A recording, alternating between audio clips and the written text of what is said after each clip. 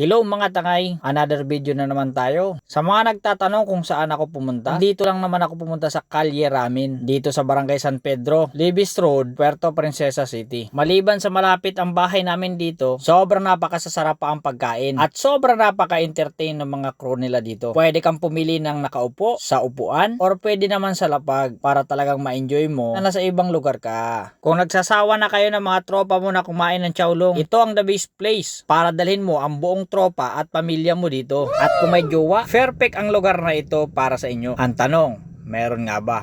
Kung wala kang dalang cash, pwede ka rin magbayad dito through GCash. Sobrang nakaka-relax kasi ang ambience dito. Wala kasing toxic na nakapaligid sa'yo. Sa mga nagtatanong kung afford ang pagkain dito, siyempre masarap, delicious, at sulit na sulit ang bayad mo. Kaya nga madalas pa sa minsan ako kumakain dito eh. At nagsasanay na rin ako gumamit ng mahiwagang chopstick. Baka kasi sa kopi na tayo ng hapon eh. Mas maganda ng handa tayo. O ang tanong, ikaw, patawa-tawa ka dyan. Runong ka ba?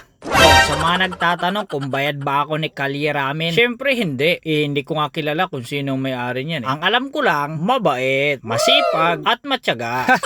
Baka issue na naman sa inyo ha. Hindi ako nagpo-promote. Gusto ko lang magkaroon kayo ng idea kung saan pwedeng magbanding ang tropa at ang buong pamilya. Basta the best dito. Kung hindi mo alam kung saan ang lugar, meron naman sigurong Google Map ano. I-Google mo na lang. Mahirapan mo pa ako eh. Kung tinatamad ka naman gumamit ng Google Map, pwede mo naman ako i-PM. Ihahatid kita door to door.